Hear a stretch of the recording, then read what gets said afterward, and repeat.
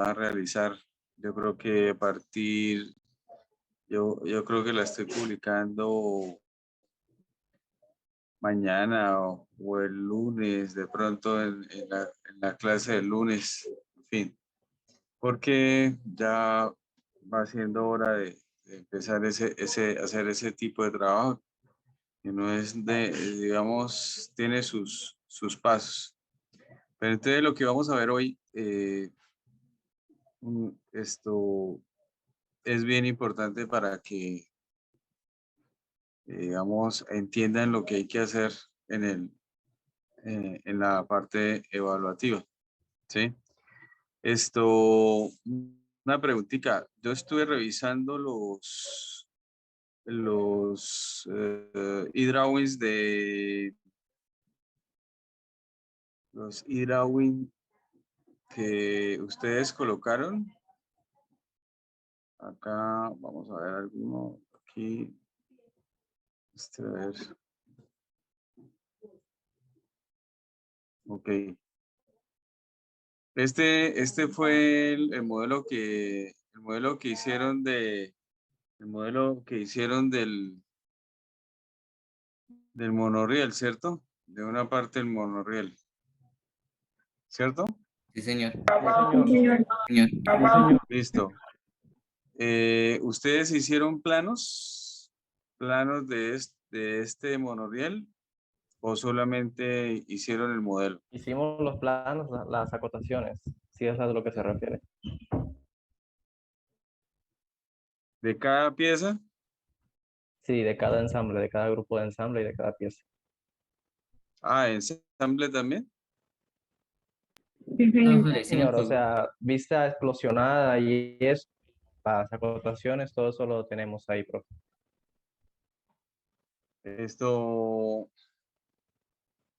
Alguien que me quiera compartir ese trabajo, por favor, para compartiendo pantalla.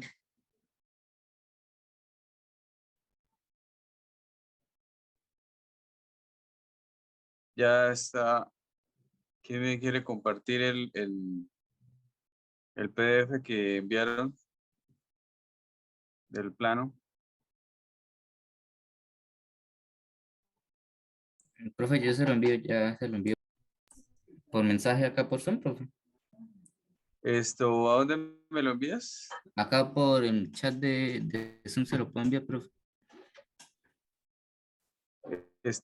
Más bien envíamelo al Rijaimes Ya, 08, listo, profe. Rijaimes08 gmail.com.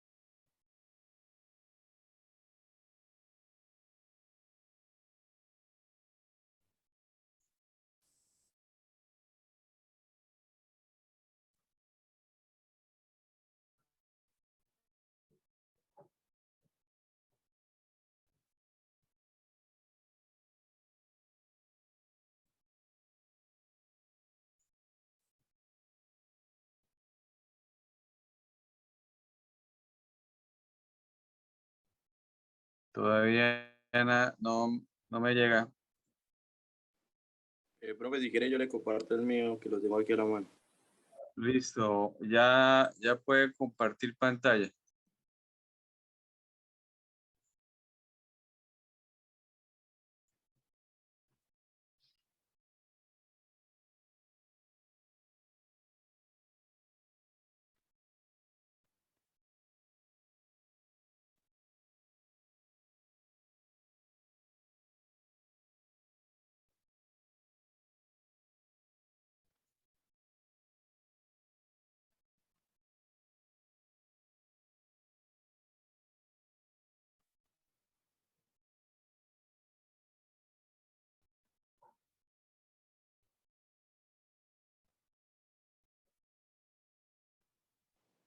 Ya ahí se está previsualizando. Sí, señor, ahí ya, ya empieza. Entonces, si quiere, vaya. O sea, este es una plancha. Ah, listo.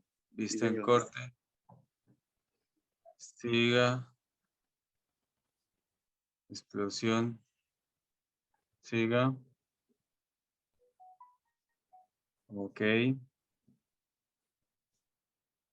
Este ya es pieza. Este ya es particular. Dibujo de particular. Particular. Particular.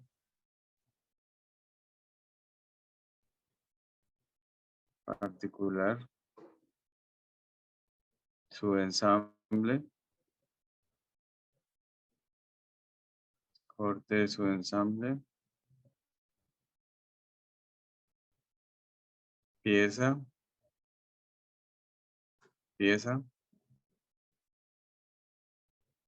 Pieza. Pieza. Listo, profe, eso es todo. ¿Eso sería todo? Sí, señor. Ah, ok. Muchísimas gracias. Muy bien. Listo. Bien. Ah, bueno. Recording in progress. Porque siempre eso es, pues es importante para que miremos a qué le damos prioridad. Profe, qué pena, yo le quería preguntar. Sí, cuénteme.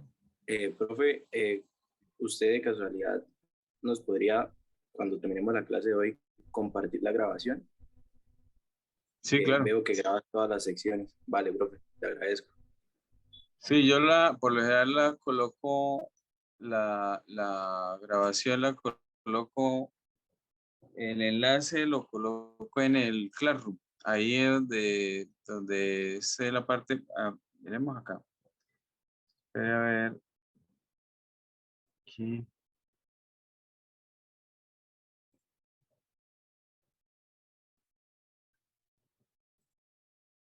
Entonces,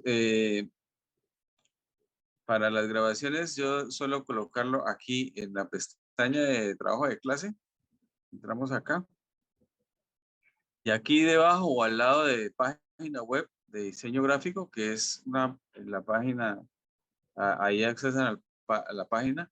Entonces, ahí debajo o arriba de esto, alrededor de esto, va el enlace de la carpeta donde se colocan el video. Tengan en cuenta una cosita. El problema que tengo es que estoy utilizando un Classroom con cuenta privada, ¿sí? Con cuenta privada y entonces eso solamente le dan a uno 15 gigas de capacidad. Los videos son pesaditos, entonces desafortunadamente no puedo dejar esos videos sino una semana. La semana las tengo que borrar para poder meter otros o meter más material. Entonces, para que tengan eso en cuenta, ¿oyeron? Listo, profe. Bien, ok. Entonces, en la clase pasada, pues estuvimos haciendo un reconocimiento de sistemas de potencia, básicamente transmisiones mecánicas basadas en engranajes de muchas aplicaciones, ¿sí? Y pues aquí no vamos a pretender a cubrir todas, sino las más importantes. Entonces, o las más comunes. Eh, pero sí, ustedes se pudieron dar cuenta de algunos rasgos comunes, que eso es lo que pues, se pretende eh, que ustedes sensibilicen. eh, ¿qué, qué se requiere al diseñar un tren de potencia en un sistema mecánico basado en engranajes? ¿Sí? Entonces, para eso nos vamos a apoyar en este conjunto mecánico que es, pues, digamos, como bastante común, bastante estándar, digámoslo así, en, en cuanto a sistemas mecánicos que utilizan los engranajes, ¿sí? Y vamos mirando qué se necesita para ir configurando, porque digamos, lo que pide el profesor Leonidas y lo que se pide en esta materia es que ustedes, pues, por ejemplo, en el trabajo que me mostraron ahorita del monorriel, a ustedes se les da una información, digamos, ya definida geométricamente. O sea, ustedes parten de una información del monorriel que ya está todo configurado, todo, inclusive con cotas, supongo yo, ¿sí? Y entonces lo que hacen ustedes prácticamente es como digitalizarlo y sacar los planos ya en formato, en los formatos normalizados respectivos. Para este caso, el profesor Leonidas me recomendó ya ir a una faceta un poco mayor. Ya ustedes tienen que ir a proponer, ¿sí? Ya por ejemplo, en la evaluación, no le vamos a dar toda la información, sino ustedes tienen que proponerla, ¿ya?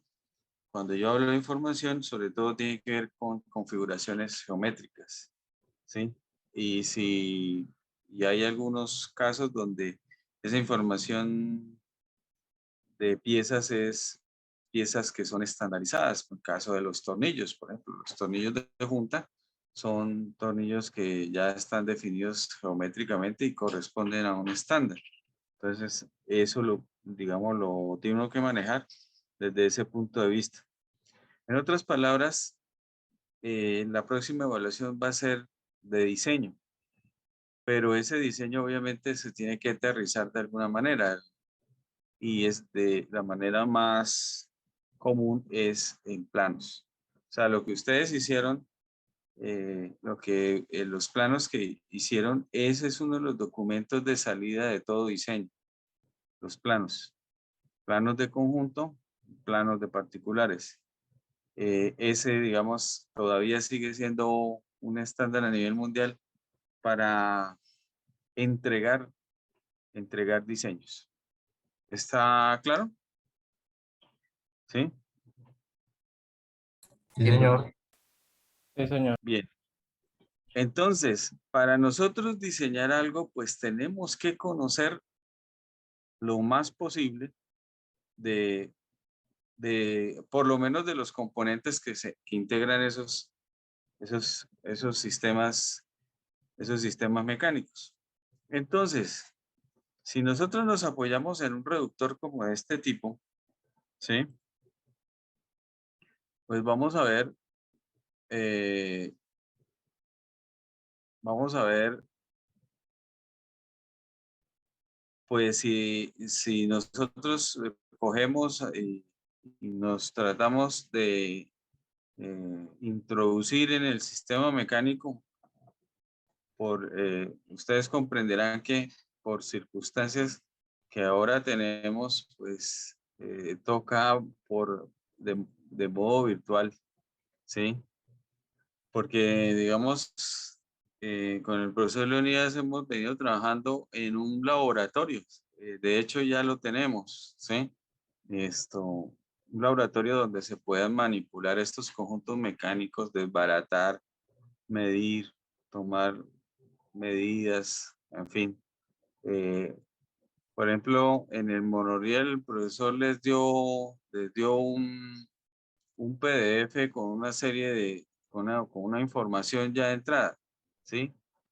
Eso no es lo que sería deseable. Lo deseable es que la gente llegue, tenga contacto con el conjunto mecánico, desbarate, mire, mida, bocetee, tome datos, ¿sí? Y posteriormente siga el proceso de, digamos, si va a ser registro, si va a ser modelamiento, si va a ser diseño, ¿sí? Se pueden, digamos, proponer otras configuraciones de piezas etcétera, etcétera, etcétera.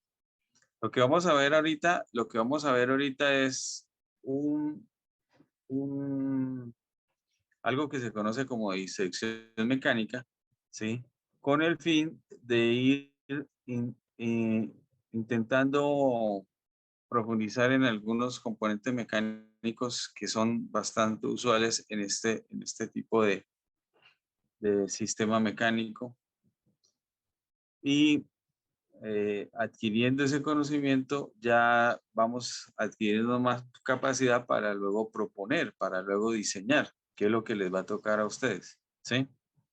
Entonces, en primera medida, esto, estos sistemas mecánicos pues van a estar compuestos de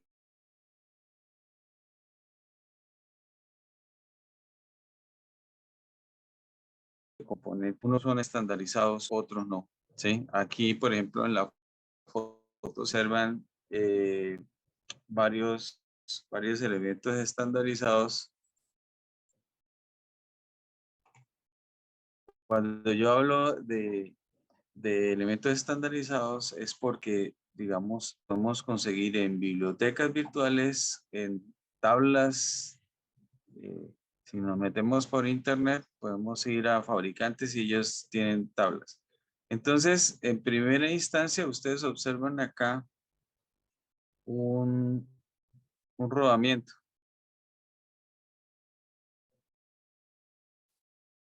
¿sí? No sé si el profesor Leonidas les haya hablado algo sobre este tipo de componente, el rodamiento.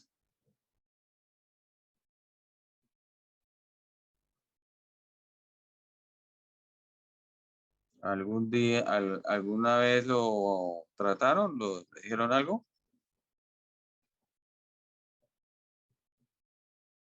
Sí, profe, Sí, pues como profe. Sí, los tipos de rodamientos y para qué sirven, por qué se usa uno, por qué se usa otro y así, profe.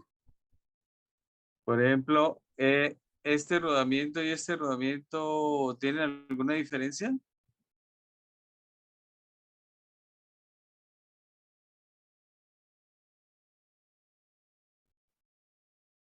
Pues para empezar se ve que el rodamiento uno es como de bolas y el otro es como de cilindros, creo que se llama. Mm, No, No, Es no es de cónico, cilindros. de,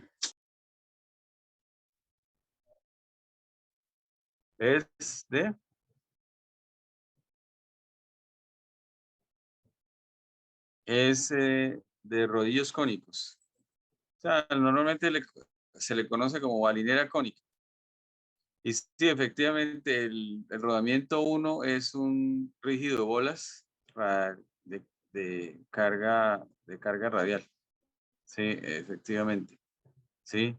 Esta chavetica que ustedes ven aquí, ¿ya la vieron? ¿Cómo se llama? profe, eso es un anillo de retención. Muy bien. Anillo de retención. Muy utilizado cuando tenemos rodamientos. Se usan mucho porque los anillos de retención nos ayudan a fijar los rodamientos y evitan que se muevan a lo largo de un eje. Entonces se requiere este tipo de componente, ¿sí? También es un componente estandarizado. Ahorita estoy nombrando más que todos los elementos estandarizados, ¿sí? Están los tornillos de junta o tornillos o pernos. Pernos es cuando tenemos tornillo y tuerca, pero este es más bien tornillo de máquina. ¿Conocen el estándar de los tornillos?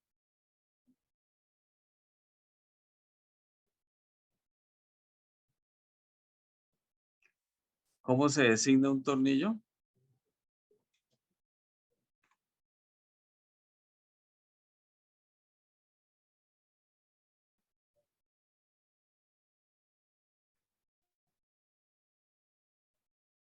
No, profe, pues por mi parte no. Pues, por el espesor de la cabeza, la medida, digo, la longitud de la rosca, Sí, ah, creo que el centrado del vástago, el centrado de la cabeza con el vástago, la longitud obviamente, de ahí se saca el espesor también que tiene la cabeza, de ahí se saca el tipo de tornillo que es, ¿no? sí, ok. Por ejemplo, este tipo de elementos como los tornillos de junta son muy usuales de encontrar en las bibliotecas de partes, por ejemplo, los toolbooks. En el toolbox nos permite mirar el tornillo de acuerdo a una serie de parámetros y finalmente el mismo toolbox nos arroja la designación, que es la forma como se reconoce el tornillo. Esa designación es la que colocamos, por ejemplo, en listas de componentes para poderlo identificar. Y usted en los planos, en los juegos de planos, un tornillo de estos no se le hace planos, ¿sí? No se le hace plano en particular, porque con la designación está plenamente definido. Sí tiene que aparecer en la lista, sí tiene que aparecer en el modelo, en el modelo y en los planos de conjunto. Eso siempre será así. La única diferencia es que no va a tener plano de particular porque si está bien designado, con eso es suficiente para poderlo adquirir, para poderlo conseguir. ¿Sí queda entendido? Lo mismo sucede con los rodamientos. Los rodamientos tampoco llevan planos, ¿sí? Llevan planos de particular, me refiero yo, pero tienen que aparecer en los planos de conjunto, en los modelos de conjunto, etcétera, etcétera. ¿Sí? ¿Está claro? Si Sí, señor. ustedes el día de mañana llegan y colocan si llegan a colocar un dibujo de detalle de un tornillo, ¿sí? Sin que pues tengan ninguna modificación, un tornillo estandarizado tal cual, pues eso pues acarrea un error. Si ya es que le van a hacer algún mecanizado, un hueco, le van a tornear una parte, toda serie de cosas, bueno, eso sí ya se justifica porque lo sacan de un estándar. Ya la designación la pierde. Entonces, en esos casos sí se justifica. Pero si el tornillo no se le va a hacer nada, lo único es que se va a atornillar ahí en el conjunto mecánico, pues no debe, pues no tiene por qué llevar eh, plano de particular. ¿Listo? Ok. Bueno, entonces, estos conjuntos mecánicos, como ustedes pueden apreciar, y ya ustedes tuvieron la experiencia, se usa una serie de vistas y una serie de documentos muy importantes que yo veo que ya los trataron. Yo simplemente los voy a tratar de enfatizar. Eh, Cuando tenemos un plano de conjunto, entonces hay varias vistas. Digamos, este es un ejemplo de plano, ¿sí? Que es estandarizado y ustedes pueden observar aquí las diferentes vistas que se requieren. Este ejemplo, pues, abarca todo en un solo plano. Eso es muy tradicional, muy común con los planos de conjunto. Entonces, aquí se utilizan formatos grandes, formatos A0, formato A1, en fin. Empezamos por el rótulo, ¿no? Eso es, digamos, uno de los primeros pasos. El rótulo lo comprende aquí esta parte de acá. Ustedes pues ya tienen noción para trabajar ese rótulo, ya saben qué debe tener, eh, tendrán ya ejemplos que el profesor les facilitó. Enseguida tenemos la lista de componentes, que es también muy importante, es lo que identifica el conjunto, ¿sí? Y luego pasamos, digamos, al área donde se van a dar diferentes tipos de vistas. Entonces, una de las primeras vistas, digamos, requeridas, necesarias, va a ser esta que vemos acá, ¿sí? Esa pues se le suele llamar vista colapsada. Entonces tenemos aquí el conjunto completamente armado, con vistas ortogonales, ¿sí? Obviamente que tienen que seguir un estándar. ¿Estas vistas siguen el sistema americano o el sistema europeo? ¿Ustedes qué dicen?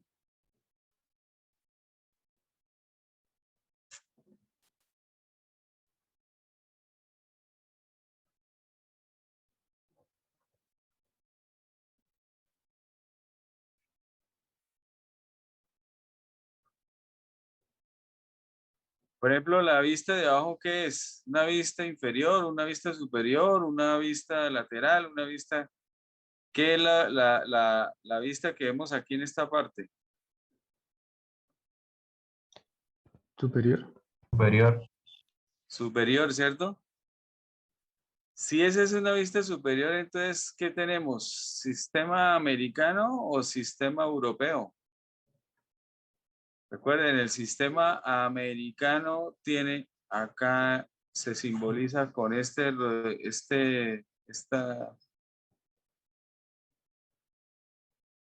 ¿Sí lo han visto?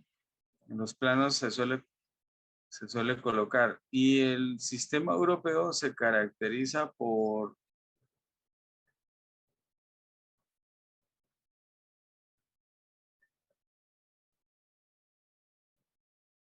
se simboliza de esta manera. Entonces, este jueguito de vistas está en qué tipo de proyección, ¿en tipo americano o en tipo europeo? Europeo, ¿no? ¿Por qué?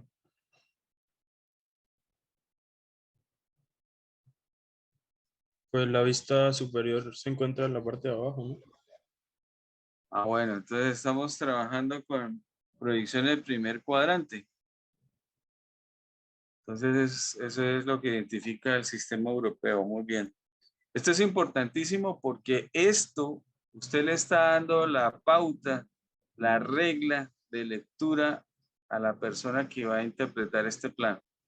Si nosotros llegamos y ponemos esto de cualquier manera, vamos a dar pie a malos entendidos y esos malos entendidos valen millones de dólares o valen millones de pesos y un varillazo a usted bien fuerte. Si no, el puesto, ¿no? También. Ok, entonces pilas con eso. Una de las primeras vistas es esta, la vista colapsada, que en algunas ocasiones inclusive tiene cotas, pero cotas periféricas para dar noción del volumen que ocuparía en términos generales el conjunto mecánico. ¿Sí? Esto es bien importante, porque es que la gente de una vez, he visto muchos casos donde la gente de una vez pasa a la explosión, sí, muy bonita y todo, pero la explosión es una información complementaria y no da a entender el conjunto como finalmente va a quedar configurado.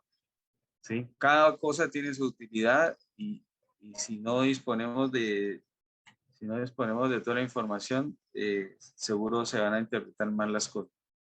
Christopher, levantó la mano. Sí, señor. Profe, qué pena, cuando estaba explicando lo de la diferencia entre los planos europeos y los americanos, se me escuchó todo robótico. Abajo se ve la vista superior, ¿verdad? Entonces, ¿ese cuál Sí. sería? ¿El americano? No, este es el europeo. El americano, la vista superior está aquí. Aquí sería en el americano, la vista superior estaría acá. Cuando la vista superior está por debajo de la vista frontal, que es la de referencia, esa es la que siempre siempre va a ser la misma. Ustedes aquí en este símbolo, este siempre es la vista frontal, esta es la vista frontal, o sea, esa es la de referencia.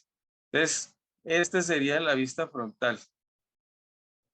Si en la vista frontal, a partir de la vista frontal, la vista que está abajo es la vista superior, o sea, bien hecha, bien proyectada, entonces es sistema europeo.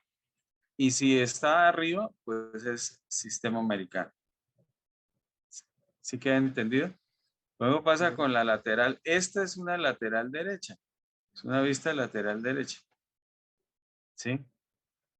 Entonces pasa para el otro lado. En cambio, en el sistema americano, la lateral derecha, pues aparece a la derecha la vista frontal. ¿Sí queda claro? Sí, señor profe, gracias. Listo. Ok.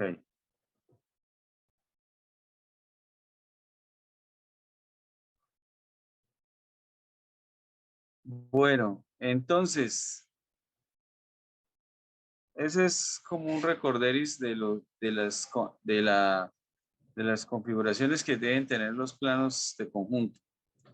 Entonces, este es una vista fundamental. La siguiente, obviamente, que va a ser la vista explosionada, ¿sí? Esta vista explosionada tiene que llevar el orden de desarme o armado correspondiente. O sea, las vistas en explosión no sirven de nada cuando, digamos, se usan esto en un orden arbitrario. Entonces, para esos, en algunos casos, cuando para manejo del espacio, pues a veces se ayudan de ejes de movimiento, ¿sí? Donde se orientan con con unas lineecitas atrasos de donde el recorrido que debería ser la pieza para poderla acomodar en el sitio final, ¿sí? Entonces, esto es bien importante tenerlo en cuenta. Por otro lado, la vista explosionada se usa muchísimo para el señalamiento de piezas, para poderla, esto va articulado, ustedes observan los globos tienen los números, los consecutivos que van en la primera columna de la lista de partes.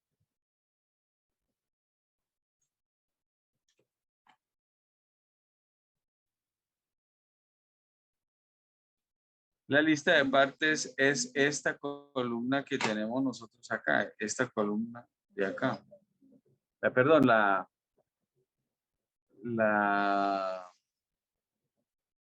el número de globo va aquí. Este es el número que corresponde a la localización de los diferentes componentes. ¿Sí? Esto también es bien importante porque esto no es porque se vea bonito, ni esto, la persona que va, el fabricante o la persona encargada de ensamblar, coge este documento, lo estudia y tiene que ejecutar esto tal como viene acá. ¿Quién hace esto? Ustedes, los ingenieros, los diseñadores. Si hay un paso mal, el que lo ejecuta es el señor allá, el operario. Y si se ejecuta mal, por ejemplo, si una balinera se mete a la brava en un sitio que no es, la pueden dañar y van a ver si es que la secuencia de armado era la correcta o no. ¿Sí? Entonces, hay que tener cuidado con esta parte. Las vistas, hay unas vistas complementarias que facilitan el entendimiento del conjunto mecánico. En la parte superior ustedes ven los tres ejes, los tres ejes de transmisión. Digamos ahí quitando una serie de componentes para poder entender la relación de transmisión que hay. Entonces ustedes observan cómo van saltando o cómo, aquí sería bueno bueno, esa información también está acá. Los engranajes pues tienen número de dientes y esos números de dientes pues a mí me serviría mucho para mirar, por ejemplo, la relación de transmisión, el M, ¿sí? Entonces ahí se puede verificar. También se ven algunos detalles de los ejes. En la vista que vemos en la parte inferior izquierda, entonces vemos un corte, o sea, una vista isométrica con corte de la carcasa para ver el interior. Entonces, cómo se han acomodado las piezas clarifica más cómo se ven, cómo finalmente quedan instaladas las piezas, ¿sí?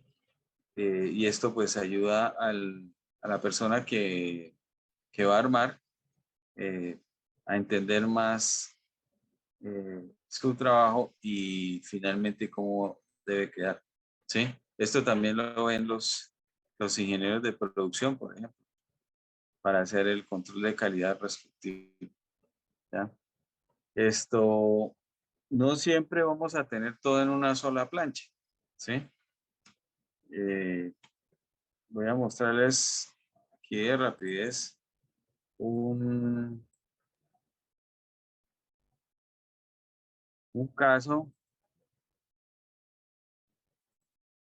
donde es tanta la información que a veces toca utilizar más de un plano.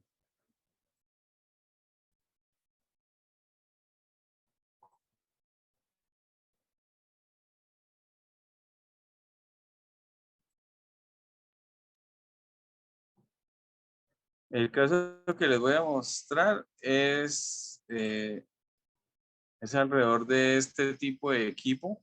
Es una cegueta mecánica que se usa mucho en los talleres para cortar perfiles, barras, ¿sí? Y hace pues el trabajo muy parecido a la cegueta manual, ¿no? Solo que aquí pues ya se pueden hacer cortes, perfiles mucho más gruesos, ¿sí? Entonces, esta máquina estaba en el taller, en el antiguo taller de mecánica, y se tuvo la oportunidad de desbaratarla por completo. Entonces, en esa misma medida se pudieron adquirir los datos para poderla modelar. O sea, hagan de cuenta lo mismo que se hizo con el monorriel, que ustedes hicieron con monorriel, pero en este caso sí desbaratamos la máquina. Los muchachos tomaron los datos en bocetos, se tomaron fotos, se tomaron dimensiones y se hizo un proceso de modelamiento y elaboración de planos interesante que quiero pasarles a mostrar. Aquí, en esta parte.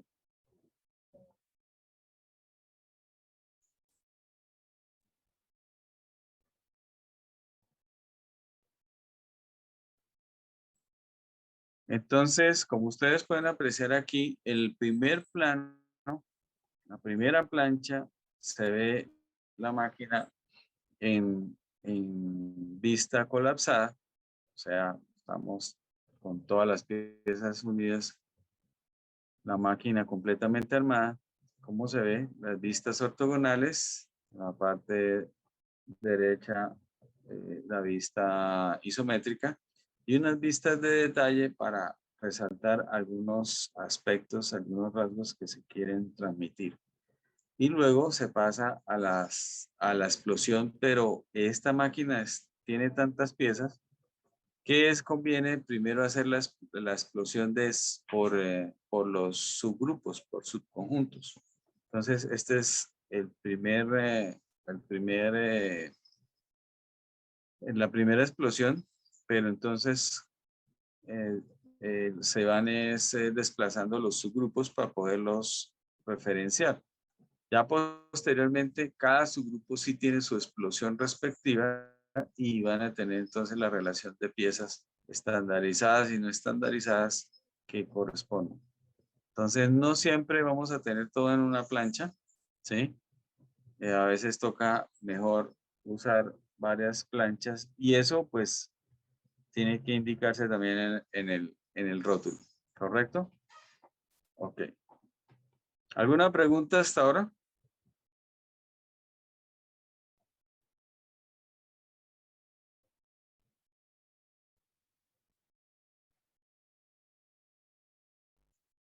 Ok. Bien. Esto que yo les he comentado acá, ¿sí? Está en varios libros de dibujo, pero yo les recomiendo mucho que se apoyen en un libro que está en la referencia aquí de la página. Ay, perdón. Aquí, bueno, vamos aquí, Martín, en esta parte. Este es la página web de diseño gráfico. Aquí en introducción al curso hay una parte que dice referencias de biblioteca. Aquí en la parte izquierda. También lo pueden encontrar aquí abajo. Hay una parte que habla de bibliografía. Aquí en esta parte. Esos enlaces los conducen al mismo sitio. Bien. Entonces, aquí las referencias bibliográficas que soportan este material que ustedes están viendo y, digamos, el diseño curricular de esta materia, los libros que más se han utilizado son los que ustedes observan acá. Entonces, para este tema de los dibujos de conjunto, les recomiendo mucho este libro, que inclusive se puede descargar de acá. Cuando tienen este letrerito ver aquí, se puede descargar acá. El otro libro, obviamente, que es bastante ilustrador, es el de el dibujo y diseño de ingeniería de Ceci Jensen. Ese sí toca ir a la biblioteca, referenciar en la biblioteca. O bueno, si lo pueden conseguir en PDF sería fabuloso. Pero esos dos libros son muy buenos para todas esas referencias que tienen que ver de cómo se hacen los planos de conjunto, ¿sí? Cómo se estructura esa información, porque eso es importante. Recuerden que hay un porcentaje fuerte que en el última evaluación que tiene que ver con eso. Y obviamente que no podemos ver, digamos, la totalidad del tema, simplemente lo más importante. Entonces, ustedes necesariamente tienen que ir a mirar ya a expandir, porque de todo modo la evaluación sí va a ser lo más completa posible, ¿no? Ok, seguimos entonces acá. Seguimos acá.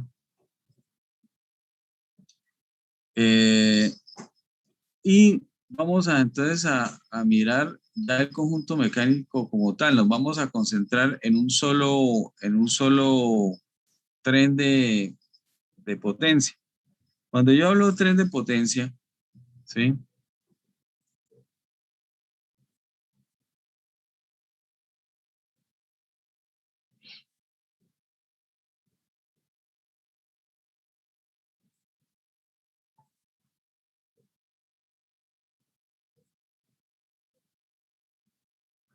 Ustedes observan acá que tenemos, ¿cuántos ejes tenemos acá? 4, profe. Tenemos, muy bien. Tenemos el eje de entrada. Tenemos este primer eje. Tenemos el segundo eje y el tercer eje.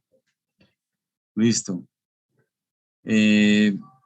Entonces, uno de los componentes bastante importantes acá son los ejes.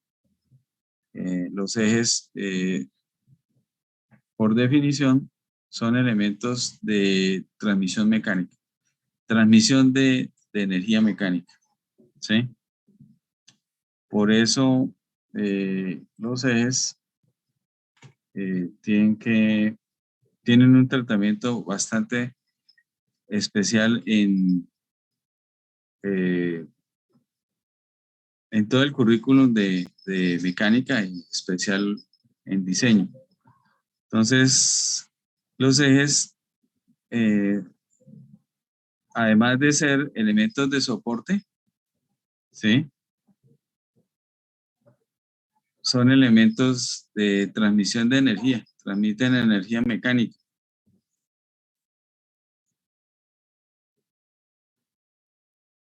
¿Ustedes saben qué factores tiene esa energía mecánica?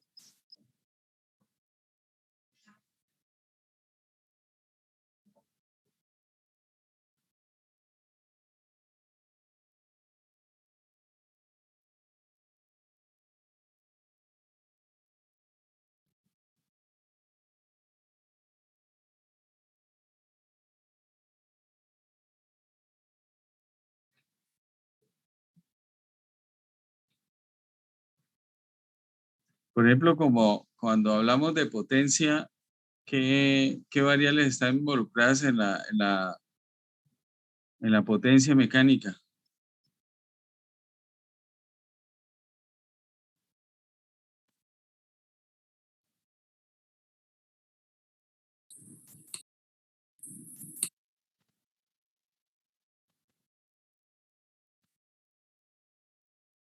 Por ejemplo, la potencia, ¿qué factores tiene? ¿Qué variables tiene? Trabajo y tiempo. Sí. ¿Qué unidades tenemos qué unidades tenemos en potencia?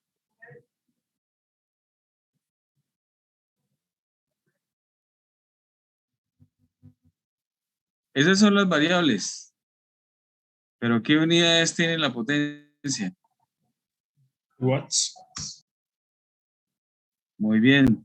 Vatios. El sistema internacional. Y en el sistema inglés, el caballo. ¿Sí? O sea, yo puedo transmitir, o sea, los ejes que transmiten energía mecánica transmiten vatios o transmiten HPs. ¿Cómo? Entonces, como dijo el compañero anteriormente, por el producto del torque por la velocidad, ¿sí? Por la velocidad rotacional.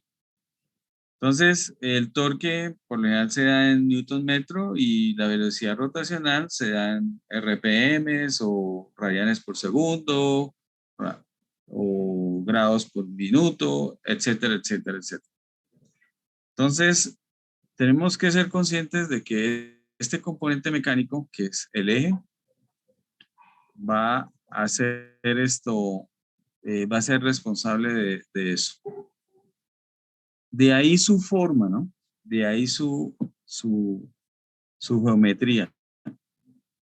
Entonces, hay, eh, hay ciertos rasgos geométricos que hay que tener muy en cuenta cuando diseñamos ejes. Tenemos que tener en cuenta algunos aspectos. El eje, como les decía, va a servir de apoyo para varios otros elementos, por ejemplo, los engranajes, ¿sí? Y a su vez, el eje se va a apoyar, ¿sí? Mediante una carcasa. Por ejemplo, al caso de una carcasa se tiene que también apoyar. Entonces, para eso surgen los cojinetes, los rodamientos, ¿sí? Que es un tipo de cojinete, ¿ya? Entonces, la geometría de un eje va en función de la potencia que va a transmitir y va también a los elementos que están adjuntos a los esto, me disculpan un momentico, tengo aquí un problema, ya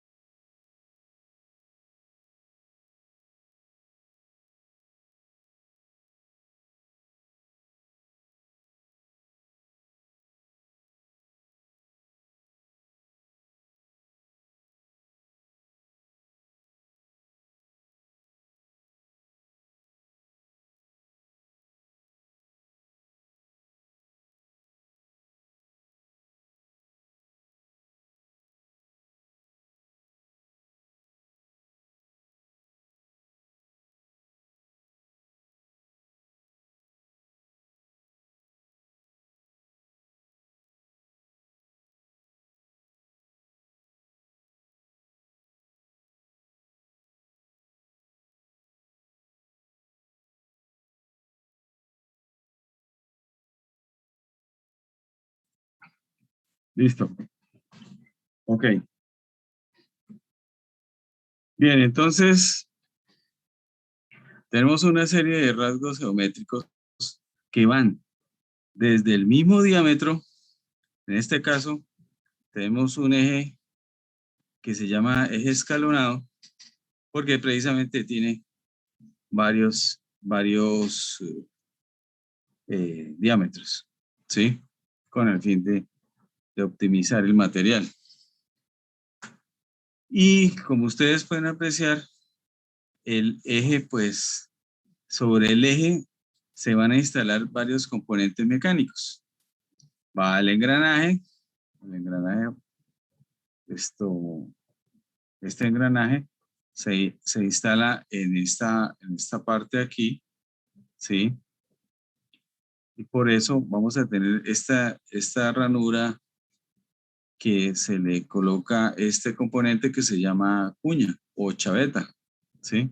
O lengüeta, dependiendo del autor, ¿sí?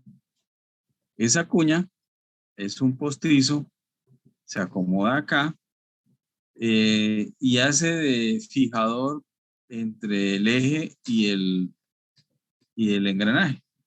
Por eso el engranaje también tiene esta ranura, ¿sí? Con el fin de que los dos elementos, una vez armados, se comporten prácticamente como una sola pieza, pero en realidad está compuesta de varias. Entonces ahí hay transmisión de torque y velocidad a través de esos dos elementos, de esos tres elementos que quedan involucrados, ¿sí? Ok, pero no es lo único que se tiene. Desafortunadamente aquí en el modelo, pues, no vamos a ver completamente todo. Otra característica importante que tenemos, acá vamos a quitar aquí un poquito de cosas.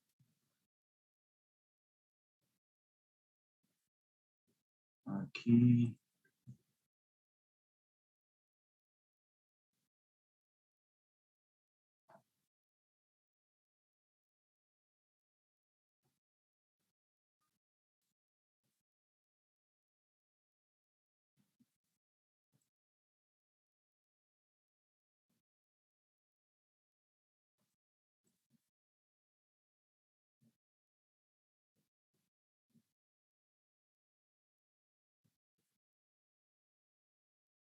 Entonces, si volvemos esto aquí transparente, ustedes alcanzan a observar la instalación de la cuña, ¿sí?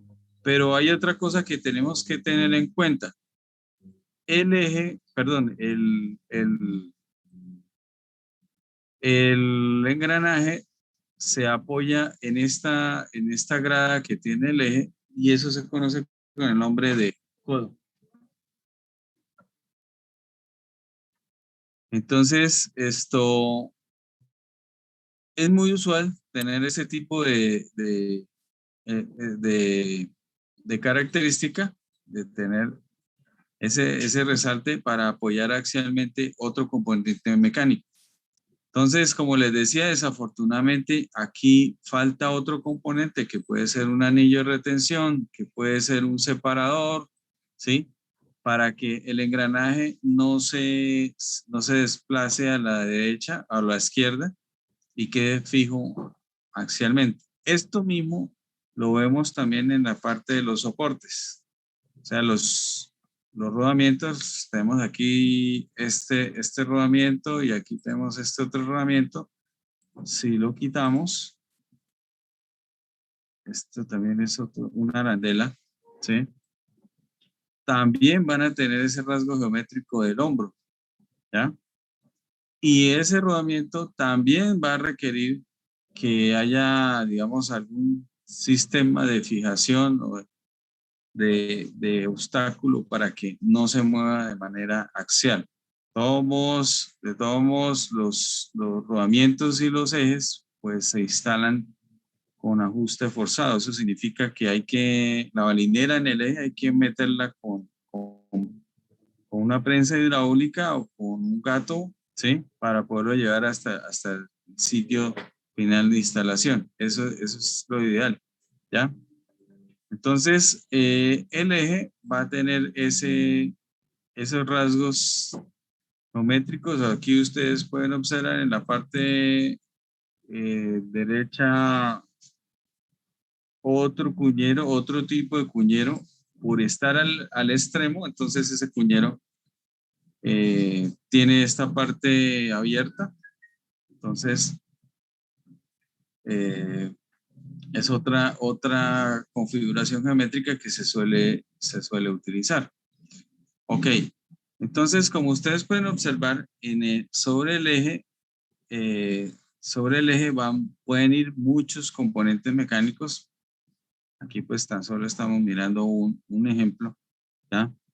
Y a su vez, esos elementos van a tener que ver bastante con la geometría que tiene que adaptar el eje, ¿sí? Voy a mostrarles algunos ejemplos, digamos así como de rapidez, varios ejemplos de características geométricas que tienen muchas veces los ejes de acuerdo a las condiciones de trabajo y a los componentes que los rodean. Entonces, vamos acá.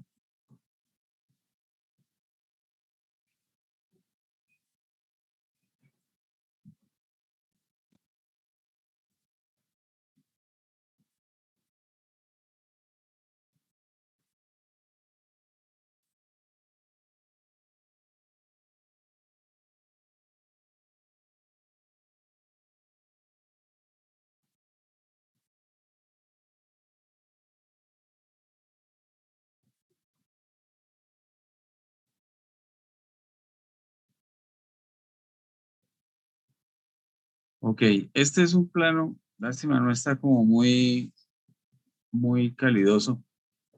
Ustedes observan en este plano que en la parte inferior, esta parte inferior,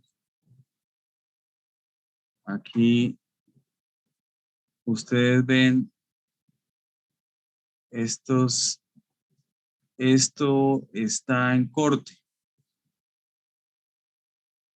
Ese corte se da hasta el eje de rotación, que es esta línea que vemos acá. Y en la parte de arriba, el eje está sólido. Y esa parte sólida es la que lleva las cotas longitudinales.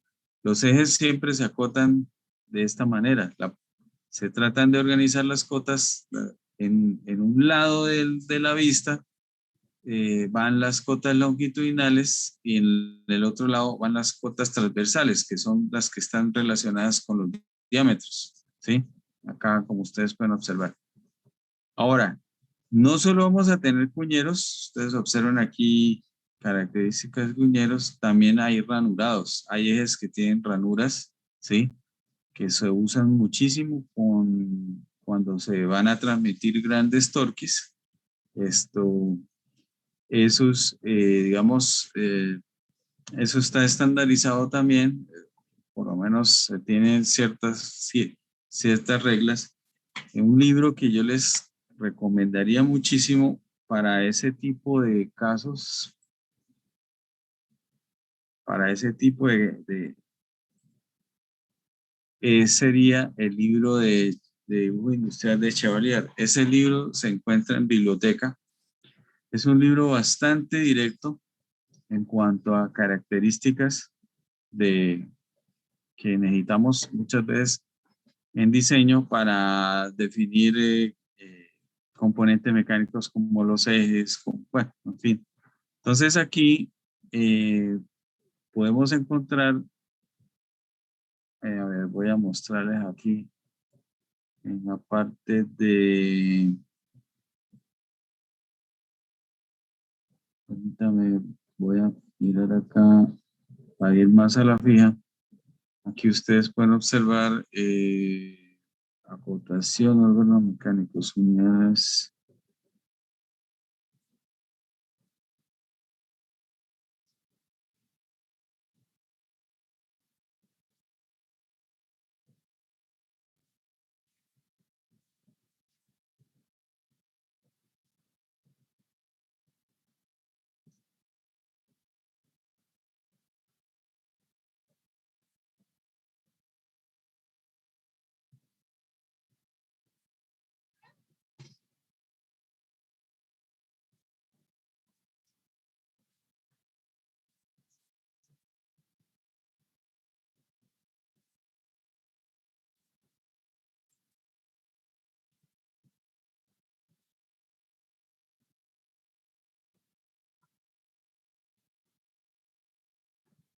En esta parte que ustedes ven aquí, la 50, hay unas características recomendadas que tienen que ver con los ejes. Por ejemplo, los chaflanes, que son también otro rasgo geométrico importante, sobre todo cuando hay inserción de piezas.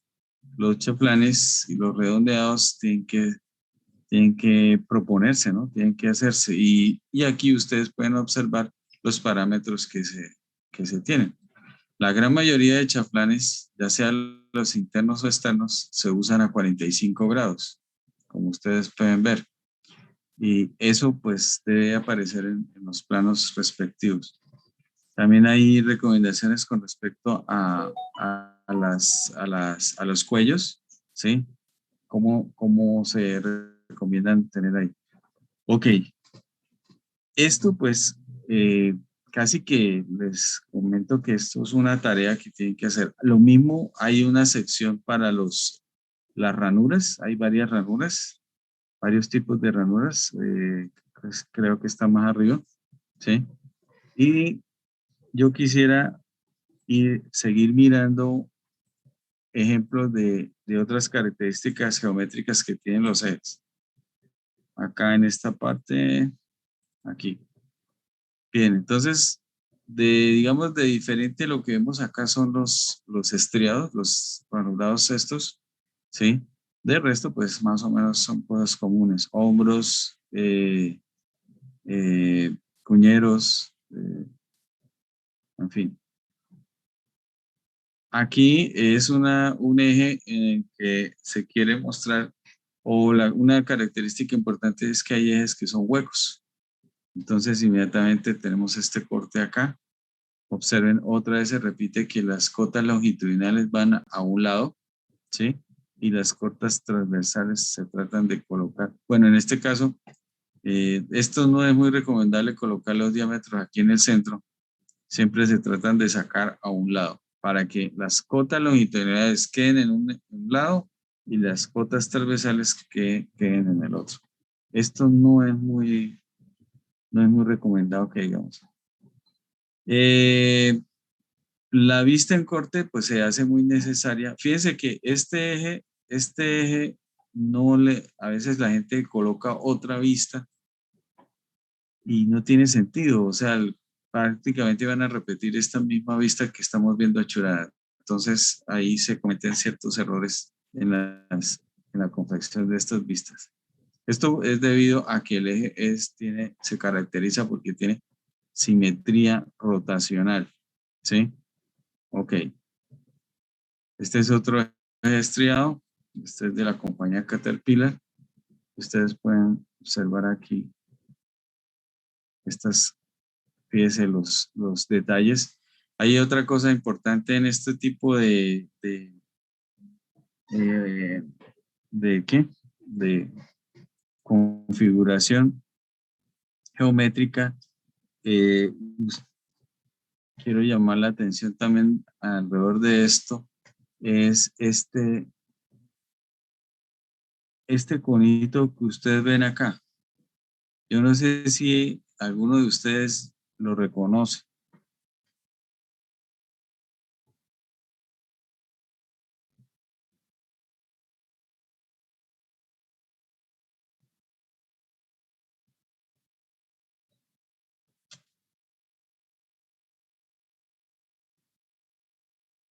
¿Alguien conoce este conito de acá?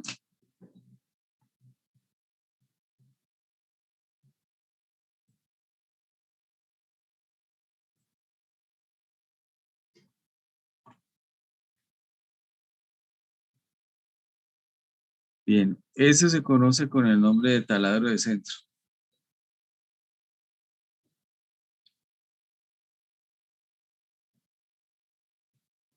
Y eso tiene que ver con la forma como se mecanizan los ejes. Ustedes saben muy bien que los ejes se fabrican la gran mayoría de ocasiones en una máquina llamada torno, ¿cierto? Torno paralelo. Esos tornos tienen varias formas de sujetar las piezas. Una de esas se usan unas puntas cónicas, ¿sí? Que se llaman centropuntos. Y en el caso donde se quieran tornear muchas piezas, muchos ejes, es muy difícil estar, por ejemplo, amarrando, soltando de una copa o de un mandril, y fuera de eso no vamos a tener descentrado siempre esa pieza. Entonces, la solución que tienen los diseñadores es que se hace un taladrito de centro, ¿sí? Aquí y en el otro extremo para poderlo agarrar entre puntos. Eso se llama torneado entre puntos. Entonces, eso facilita el centrado y facilita el mecanizado del eje, por lo menos en lo que tiene que ver con su configuración cilíndrica. Después se realizarán los ranurados que ustedes observan acá, ¿ya? Hay también una rosca, ¿no? Observen ustedes, 1.25, 12 UNF 2A. Esa es una rosca de tipo en pulgadas, ¿tá? Rosca fina, 12 hilos por pulgada. ¿Ok?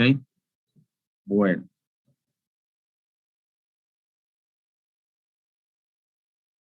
Aquí vemos un eje en el que, como ustedes pueden observar, en la parte superior está en corte y en la parte inferior está como sólido. Y tienen una característica. ¿Ustedes observan esto acá?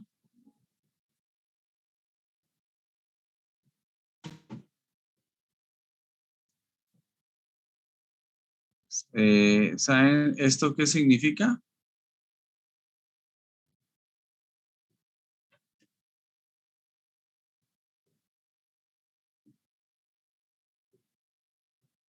Es que digo agujero pasante ahí, ¿no? Agujero pasante ahí, ¿no? ¿Seguro?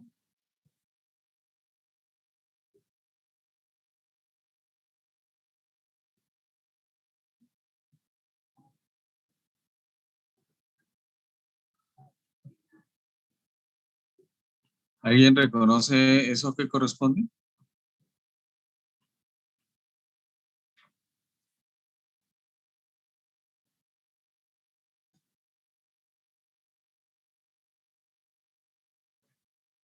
Bueno, resulta y pasa que en este eje, y esto suele suceder, esto corresponde a que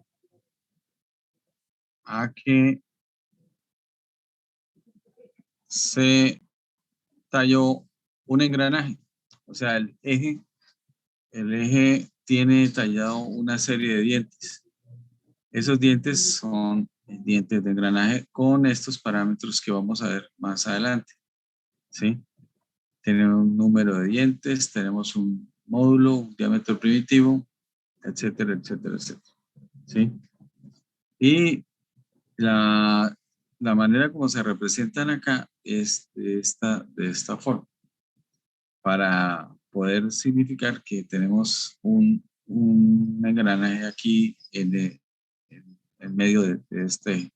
El eje, otra característica del eje que vemos acá es que es un eje hueco y que tiene también un ranurado. En este caso tiene un ranurado recto, ¿sí?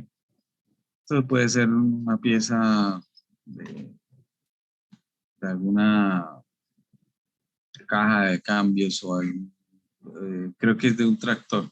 Esta es de la salida de un tractor, lo más probable, ¿sí? Bueno, aquí pues la característica, el plano no se ve muy bien. Ustedes observan cómo es de difícil leer un plano en donde no se respetan las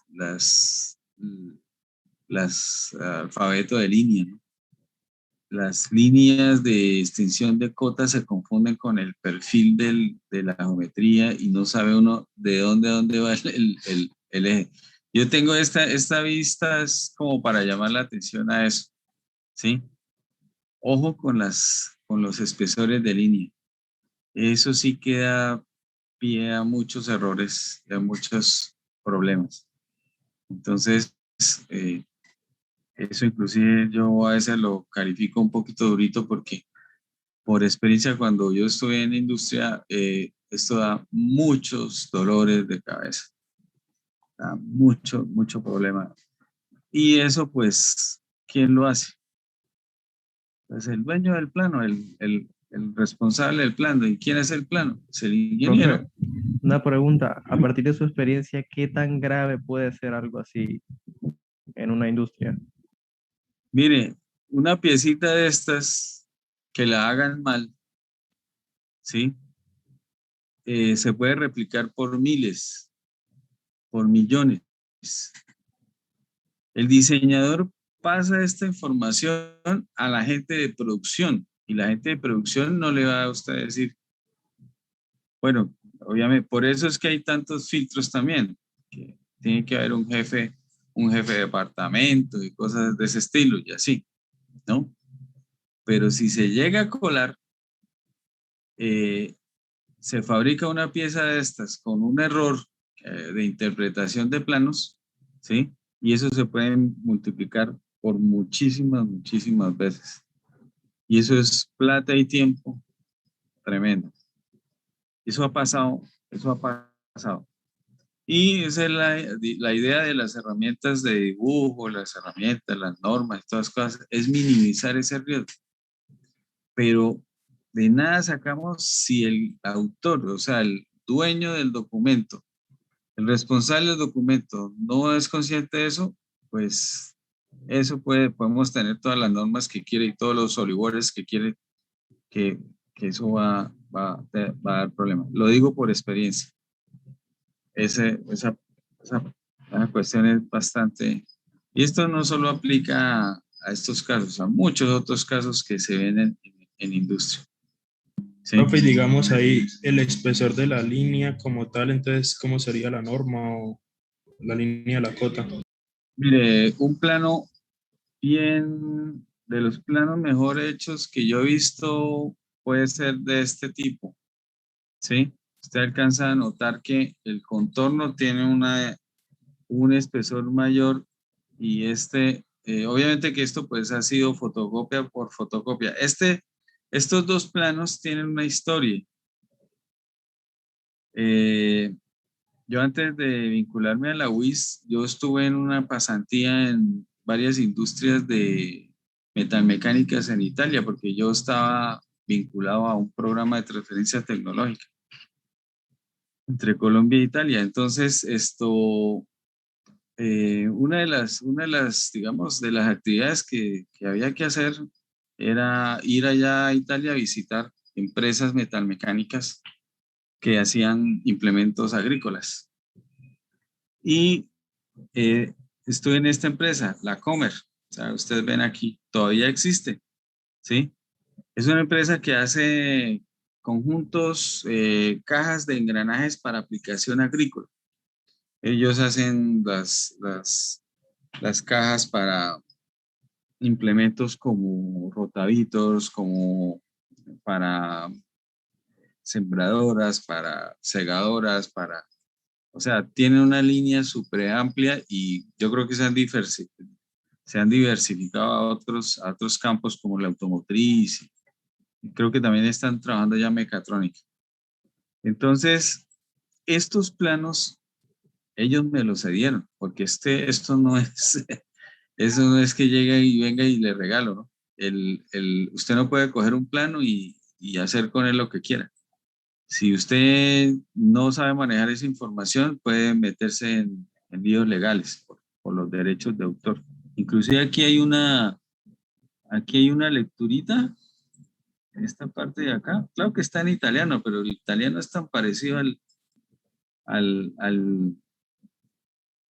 eh,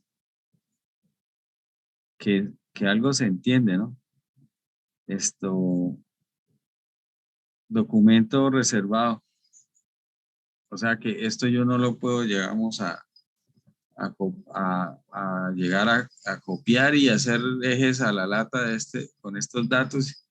Esto pues ellos entendían que era para fines académicos, entonces me lo pudieron regalar. Este eje es la preforma de este. Esta es la pieza terminada, ¿sí?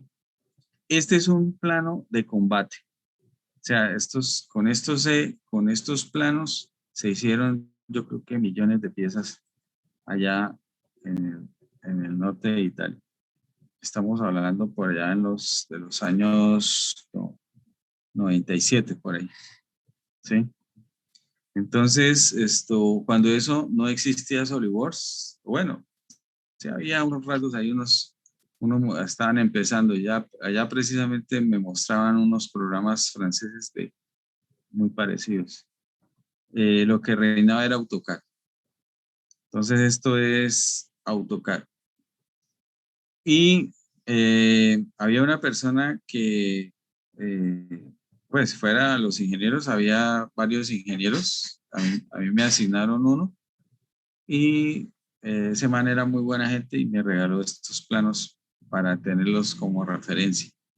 Entonces, ustedes pueden observar aquí, pues, debido a las fotocopias, se ha ido alterando un poco lo de los espesores, pero se logra ver la diferencia de espesores que se tienen en las líneas para poder leer un poquito más. Usted le hace un paso de ojo a la vista y alcanza a distinguir los dos tipos de línea. Sabe cuál es el contorno, puede observar el contorno y qué es la línea de extensión de cota, ¿sí? Acá. Eso, pues, por ejemplo, hoy en día los CAD, pues, tratan de alejarse de ese tipo de falla con colores y por ejemplo, hay una cosa que se llama ahora el MVD, que busca que el entorno tridimensional sirva también como información para fabricación. Cuando tenemos información para fabricación, necesariamente tienen que ir datos de cotas. Entonces, el MVD combina eso, vistas tridimensionales dinámicas con acotado, ¿sí? Desafortunadamente yo creo que no, pues, no alcanzamos a ver eso, pero es, digamos, la versión más moderna de lo que se tiene ahora para hacer dibujos de fabricación, ¿sí? Pero entonces, bueno, eso es más o menos Aquí en este eje hay cositas interesantes. Tenemos una unión cónica, tenemos una ranura, un puñero media luna que se utiliza para las chavetas Woodruff. Aquí se ve muy completo todo lo de los manejos de tolerancias, ajustes y tolerancias. O sea, de tal manera que aquí donde dice, en esta parte de acá, en esta parte, en este lado, sobre todo en este lado y en este lado, van rodamientos. Y en esos rodamientos, esos se llaman asientos de rodamiento, pues tiene que haber una tolerancia bastante estricta, muy bien medida. Fíjense ustedes que están indicando las tolerancias de acuerdo a los procesos de mecanizado. Primero el torneado, luego la rectificación y finalmente el ajuste final, ¿sí? Y ahí va una balinera que tiene que montarse en esta parte. Ahí hay un cuello, que es el detalle del cuello, lo tenemos aquí en esta parte de acá, aquí, ¿sí? Por otro lado, este ejemplo me permite mostrar esta ranura que está aquí. ¿Esa ranura para qué servirá?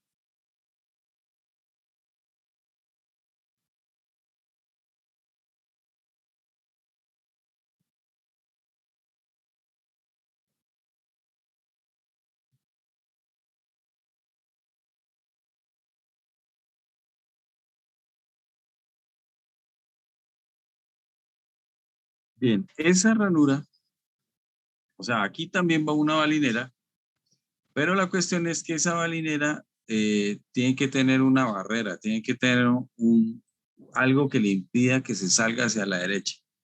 En otras palabras, esta ranura va a servir para los anillos de retención que vimos aquí en esta partecita aquí, son anillos de retención de este estilo que vemos aquí en esta parte, ¿ya? Entonces, los ejes reciben estas piezas de esta manera, con esta ranura.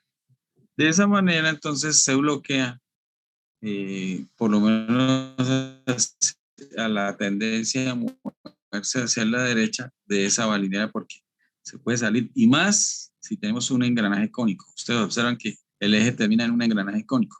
Esos engranajes cónicos tienen dos componentes, una carga axial que empuja el eje hacia la derecha y un componente radial que es la que viene perpendicular al eje, ¿sí? Entonces, esa es una razón de ser. Y el cono, pues seguramente ahí hay una polea o hay alguna rueda, una rueda de cadena que para facilitar el centraje se puede colocar con esos, con el cono, con esa superficie inclinada. Entonces, me gusta mucho mostrar este eje porque es un plano real. Yo lo vi como qué hacían con él, ¿sí? La empresa, cómo transfería esta información al resto de gente y toda esa serie de cosas, ¿sí? Entonces, es un recuerdo bonito de ese viaje, ¿ya? Bueno, ¿alguna pregunta hasta ahora? Yo les recomiendo mucho, o sea, no se asusten si voy aquí rápido.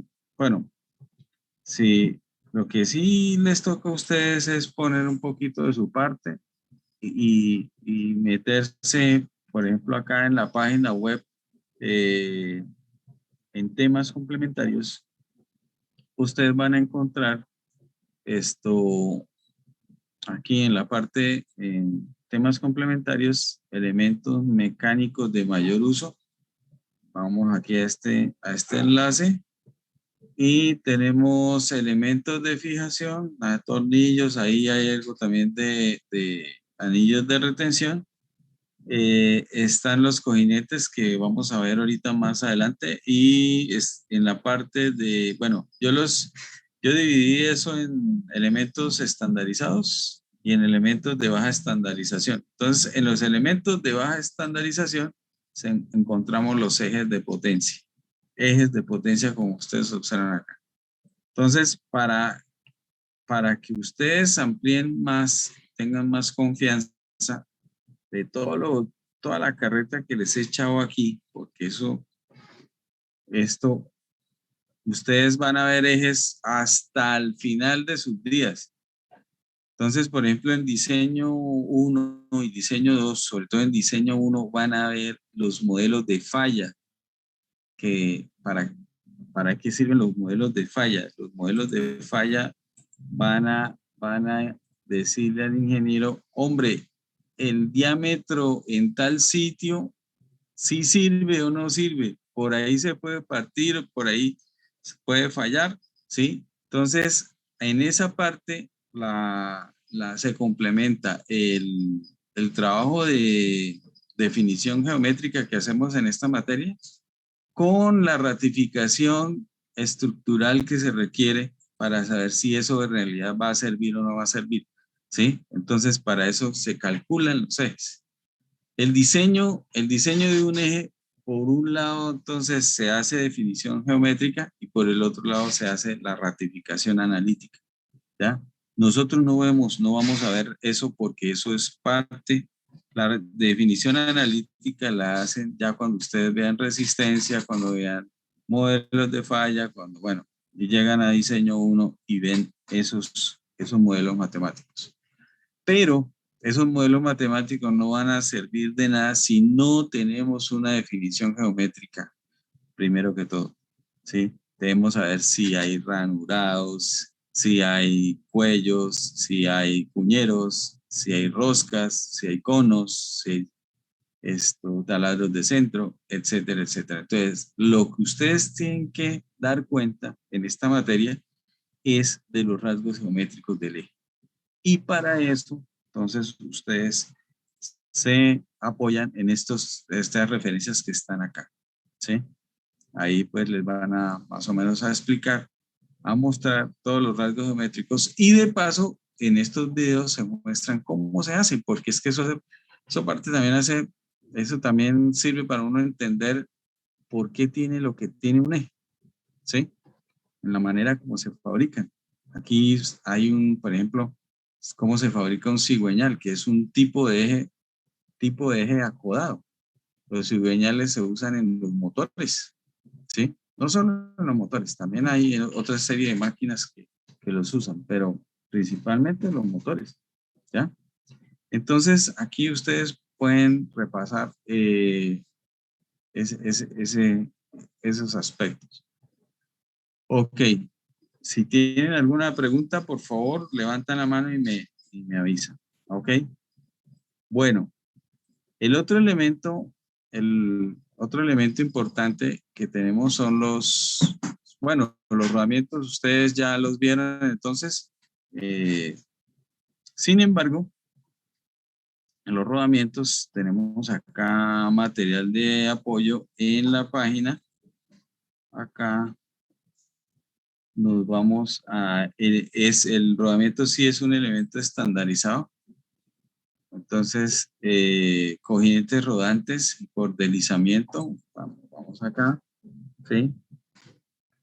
Entonces, yo veo que ustedes ya saben distinguir varios tipos de rodamientos, para qué sirven, qué estructura tienen.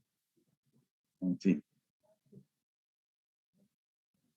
Entonces, este material está diseñado para esta materia y entonces se necesita que ustedes hagan un repasito. Ahora, lo que más vamos a necesitar es la designación, ¿no? ¿Qué parámetros se usan para identificarlos? ¿Sí? Entonces, hay una serie de datos y vamos a verlo. Aquí, por ejemplo, esto también es muy útil para saber en qué casos los utilizamos y en qué casos no los utilizamos. ¿Sí? Entonces, miren, les recomiendo mucho esto. Pues todo, pero la designación de rodamientos. ¿Por qué? Porque es que esa va en la lista de componentes. Y esa también es la que utilizamos, por ejemplo, en Toolbox de SolidWorks. ¿Sí? Entonces, aquí van a explicar cómo se codifica, cómo se referencia una balinera desde la norma ISO. ¿Sí? Porque el numerito, todas las balineras tienen un numerito. Y ese numerito tienen una razón de ser. Y si tenemos que entenderlo porque tenemos que buscarlas, ya sea en el Toolbox o en tablas de rodamientos. Entonces, aquí hay ejemplos de designación para saber qué significa cada cosa, ¿sí? Entonces, finalmente aquí, por ejemplo, vemos una tabla, esa es una tabla típica de catálogo de balineras. También estos están por internet y ustedes pueden tener acceso a tablas de este estilo para para seleccionar rodamientos que cumplan determinadas condiciones, ¿sí? Entonces, el rodamiento también tiene una parte de estimativo de vida útil con modelos matemáticos, ¿sí? Aquí hay algunos ejemplos de cálculo de vida útil que tiene mucho que ver con el tamaño y el tipo de rodamiento que se tenga, ¿sí? Pero, por ejemplo, en diseño 1 y diseño 2 se profundiza un poco más ese estudio. Sin embargo, acá algunos cálculos pequeños nos sirven para, digamos, justificar las dimensiones y la configuración de un rodamiento. Esto que estamos viendo acá, las disposiciones generales de rodamientos, estos cuadritos resumen mucho de la forma como se deben montar los los rodamientos con respecto a los ejes y las carcasas. Esto hace parte también del diseño. O sea, nosotros tenemos que aprender si vamos a utilizar una balinera, un eje, y esto lo tenemos que montar en una carcasa, lo tenemos que hacer de determinada manera. Entonces, ustedes, por favor, vienen acá y lo repasan porque ahí se cometen muchos errores Ustedes ven aquí que se combinan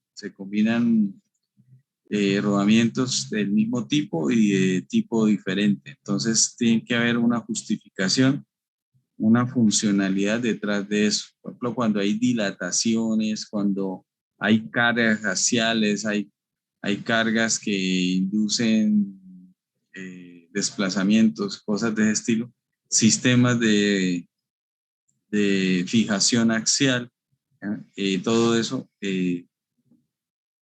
Es bueno consultar este tipo de documentación. Este es un resumen de muchas cosas. Aquí ustedes ven las formulaciones sencillas para la vida útil de un rodamiento, ¿sí? Basadas en estas fórmulas. No es nada así complicado.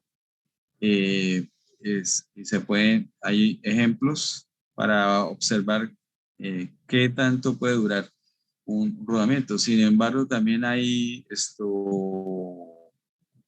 eh, estos se llaman nomogramas, que son como especie de calculadoras gráficas, y mediante el trazado, esto en la parte de arriba pues tiene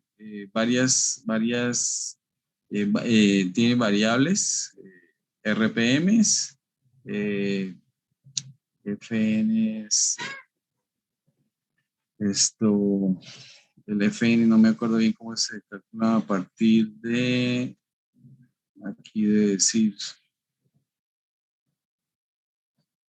factores de vida de fatiga. Entonces, esto es otro medio de seleccionar y de predecir vida útil de los rodamientos. Aquí en la parte de abajo vemos que cada columna de estas tiene que ver con un tipo de rodamiento, bolas, rodillos, etcétera. Obviamente que los rodamientos de bolas van a durar menos que los de rodillos tienen mayor capacidad de carga, siempre va a ser así. Esto es cuando tenemos carga combinada, es decir, carga radial con carga axial. También son cálculos muy básicos, muy sencillitos. En la gran mayoría de casos tenemos cargas combinadas, ¿sí? Y todo, entonces, en los rodamientos, pues todo va... bueno, aquí también algo importante, pero no sé si ustedes estén, lo de las tolerancias que se utilizan entre los ejes y los rodamientos. Ese es otro factor bien delicado, ¿sí? Porque aquí se trabaja a nivel de micras. Normalmente una balinera se instala con interferencia, o sea, con el eje es un poquitico más grande que el agujero de la pista interna de la balinera. Entonces toca meterla por presión, con gato. Pero esos son interferencias moderadas y se tienen que dar de una manera de medir, de determinar exactamente cuánto es la interferencia es a través de los ajustes y tolerancias. Y eso hay recomendaciones. De eso se tratan estas tablas. Es decir, hasta dónde puedo llevar yo una interferencia, ¿sí? Porque si yo me paso una micra más, la balinera sencillamente se quiebra, se fisura y hasta ahí llega todo, ¿sí? Entonces es delicado, por ese lado es bien delicado, ¿sí? Por otro lado,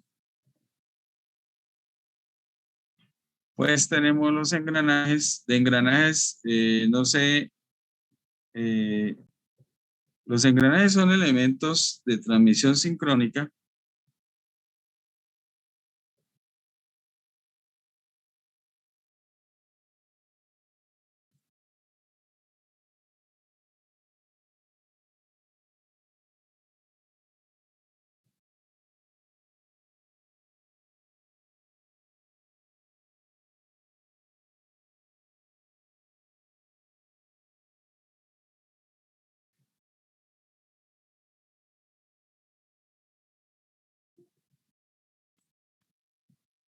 ¿Están viendo una presentación de engranajes, señores?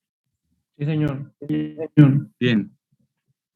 Entonces, la función de todo engranaje, toda rueda de transmisión, pues es la de comunicar movimiento rotacional de un lado para el otro. Los engranajes siempre se deberán trabajar por pares, ¿sí? Aquí se hace una analogía un poquito, digamos, por conveniencia se hace cierta analogía con las ruedas de fricción. Las ruedas de fricción son ruedas que no tienen dientes. Yo no sé si ustedes han visto, por ejemplo, antiguamente, yo creo que a ustedes ya no les tocó eso.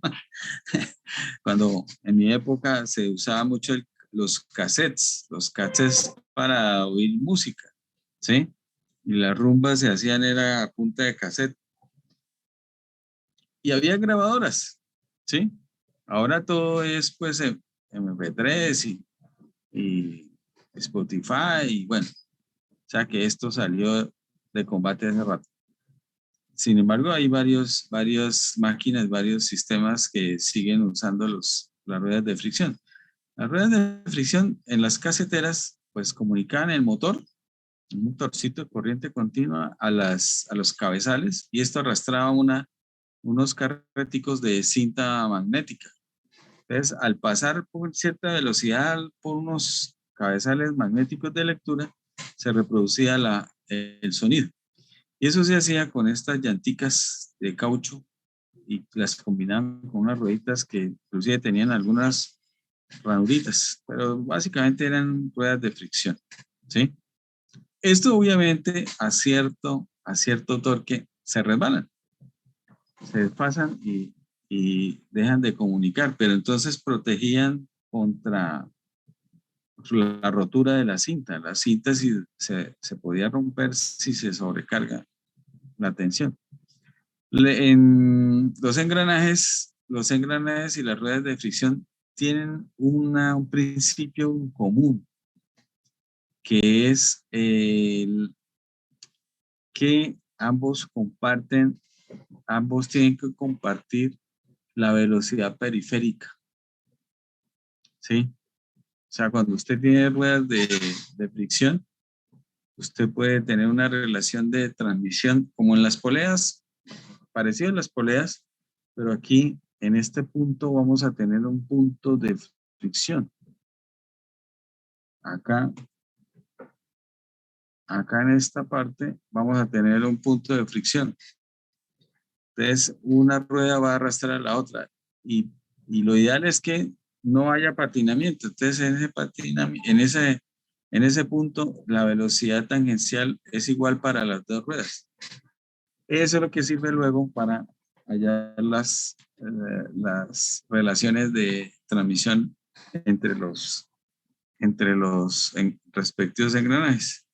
Los engranajes tienen un principio que se llama el principio de acción conjugada, ¿sí? Que es algo parecido a lo de las levas y que busca precisamente que el engranaje, a pesar de que tiene dientes, funcione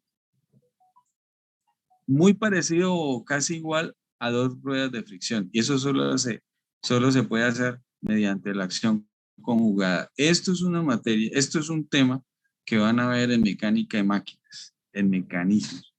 Eso allá tiene su formulación en matemáticas y el resto de cosas. Por ahora lo que se necesita es que ustedes tengan muy presente que hay una forma de transmisión y ahí da una forma de transmisión que ojalá sea con velocidad constante, una con respecto a la otra, para que la transmisión de rotación sea suave, sea continua. Y eso se hace mediante la acción conjugada. Aquí vemos un ejemplo muy antiguo de cómo se transmitía rotación mediante las ruedas de pines. Todavía hay algo de eso, pero por ahí nacieron las cosas. Siempre los engranajes han servido de muchas cosas para funciones. Antes de haber computadoras, se usaban este tipo de cosas para generar funciones que que se podían plasmar también como modelos matemáticos, ¿sí? Bueno, los engranajes los podemos encontrar en muchas formas. Hay engranajes rectos, engranajes helicoidales, engranajes cónicos. Hay conjuntos integrados, motor reductor. En la parte inferior derecha ustedes ven la lira de un torno paralelo. Esto es lo que se usa, por ejemplo, para tornear tornillos, roscas. En la parte izquierda vemos una transmisión diferencial de un carro. O sea, cuando usted mira por debajo de una camioneta, de una volqueta, un camión, usted en la parte de atrás, en el tren de atrás, ve como una especie de bombona entre los dos ejes. Esa bombona va a alojar este conjunto de engranajes que tienen una función bastante importante, ¿no? Que las ruedas no, ustedes saben que al dar una curva, una rueda pues tiene que girar más rápido que la otra. Entonces, este mecanismo ayuda a compensar eso cuando estamos transmitiendo movimiento a las ruedas de un vehículo. Aquí vemos los diferentes tipos de ruedas, hay muchísimos tipos de ruedas. Y lo que yo les comentaba hace un momentico de que la velocidad tangencial, que lo ideal fuera que la velocidad tangencial sea igual como en unas ruedas de fricción. Las ruedas dentadas, las ruedas de engranajes lo logran o sea, de manera muy aproximada con formas de dientes de tipo involuta o epicicloide. El que más se usa hoy en día en nuestro medio y todos lados es la involuta. La involuta es una curva que se genera a partir de unos radios que se colocan acá. Eso hay maneras matemáticas, como ven ustedes en la parte inferior, se pueden generar esas curvas de forma analítica. Y esa curva va a asegurar la acción conjugada. Entonces, aquí, bueno, en SolidWorks también se pueden hacer esos perfiles. Esto que ustedes ven acá, ¿sí? Esa línea roja, es la línea de acción, es por donde, digamos, se transmitiría el movimiento. Aquí hay un punto de contacto, ¿sí? Esa línea de acción permanece constante a medida que los engranajes van girando entre sí. Y esa es la característica de la acción conjugada. El punto de contacto se va apoyando sobre esa línea. Y eso va permitiendo que la velocidad periférica sea constante. De ahí la necesidad, o sea, de ahí resulta entonces los círculos de paso. O sea, la velocidad constante periférica se da en los círculos de paso, ¿sí? Esos círculos de paso son muy importantes en los engranajes. Ahí se referencia todo. Sin embargo, fíjense que está aproximadamente localizada en la mitad del diente, ¿sí? Acá. Tenemos dos sistemas. Sistema americano, que es tenemos paso circular, y el módulo, que es, digamos, el que usamos en el sistema métrico, ¿sí? Los engranajes, digamos, para estimar el tamaño y la distribución de dientes, se utiliza o el módulo o el paso diametral, que eso luego se estandariza. Se puede tener una equivalencia entre los dos sistemas, ¿sí? Entre el sistema modular y el sistema de paso diametral, ¿ya? Ustedes ven aquí en la parte inferior derecha, de izquierda, perdón, unos perfiles de dientes, ¿sí los ven? Y con unos números. Esos números corresponden a pasos diametrales. Entonces, en el paso diametral, entre el número sea más pequeño, el diente es más grande. Y el diente más pequeño da un paso diametral mayor, ¿sí? En cambio, en el módulo, sí, el módulo más pequeño corresponde a un tamaño de diente más pequeño. Y el módulo más grande, pues tiene un tamaño de diente más grande, ¿sí? Ok. Los dientes se estandarizan hay varios métodos de estandarización. Uno es la cremallera tipo. La cremallera tiene los dientes aquí rectos. ¿Por qué? Porque el diámetro primitivo es una línea o se considera un radio de infinito, ¿ya? Entonces, varios estándares los tenemos ahí involucrados. Entre esos, el ángulo de presión de 20 grados es uno de los que más se usa. Bueno, en esta parte, aquí, ustedes observan unas tablas sacadas del libro de Larburu. Ese libro de Larburu lo encuentran acá ¿qué? En la referencia. Aparte, vamos otra vez a las referencias de biblioteca. Aquí lo tenemos. Máquina prontuario Nicolás Larburu. Ver acá. Ese es descargable. Entonces, ustedes bajan ese libro y pueden llegar a ¿qué? A estas tablas, y con esas tablas ustedes pueden calcular lo que quieran. Ahí hay para engranajes cónicos, para engranajes helicoidales, las relaciones de dientes, la distancia entre centros, bueno, todo lo que se quiera calcular de engranajes ahí en estas tablitas. Ustedes pueden inclusive hacer unas tablas en Excel o en IES y para facilitar el cálculo. Entonces, esto es lo que se conoce como un análisis cinemático, ¿sí?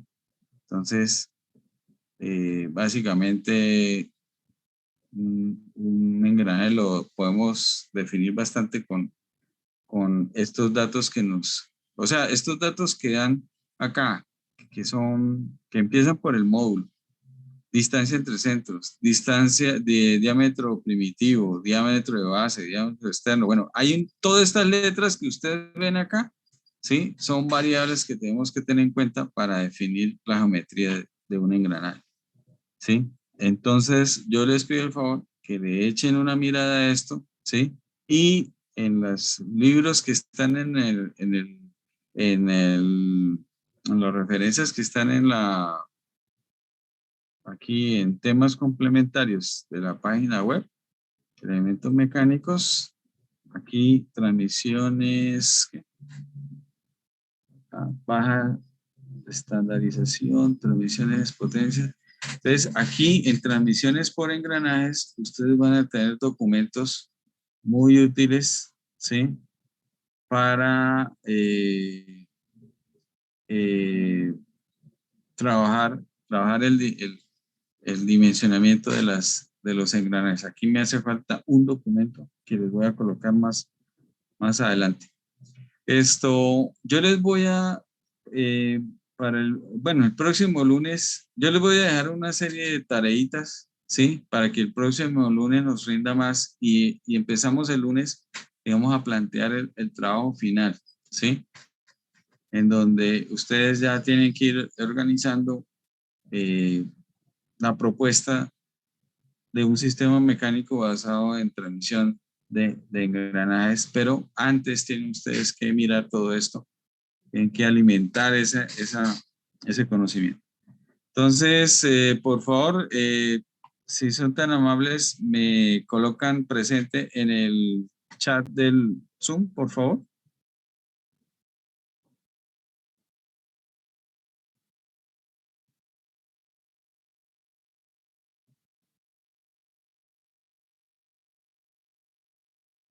Ok, entonces, si no hay alguna pregunta, entonces que pasen buen fin de semana. Yo tengo una pregunta. Sí, cuénteme. Profe, es con respecto al trabajo, o sea, porque básicamente solo nos queda la clase del lunes y la clase del viernes, entonces el trabajo final sería para más o menos que para la semana de parciales o cómo vamos a manejar esa cuestión. Supuestamente sí. Pero voy a preguntar bien porque como yo no, o sea, yo sé que la semana que termina el 2 de octubre es la semana de exámenes, ¿cierto? Sí, señor. Sí, viene esta semana y en esta semana se supone que el sábado se finalizan las clases y la que viene sería la de parciales. Exacto. Entonces la de parciales ahí, si es así, si se confirma, pues ahí se puede recibir el trabajo por ahí el miércoles, dígalo usted, martes o miércoles, porque yo tengo que revisar todo eso y sacar una nota.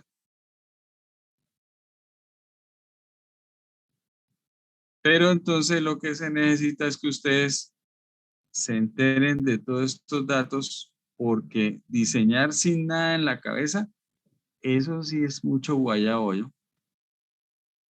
Pesado, pesado. ¿Listo? Entonces, señores, que pasen buen fin de semana y nos veremos en la próxima clase.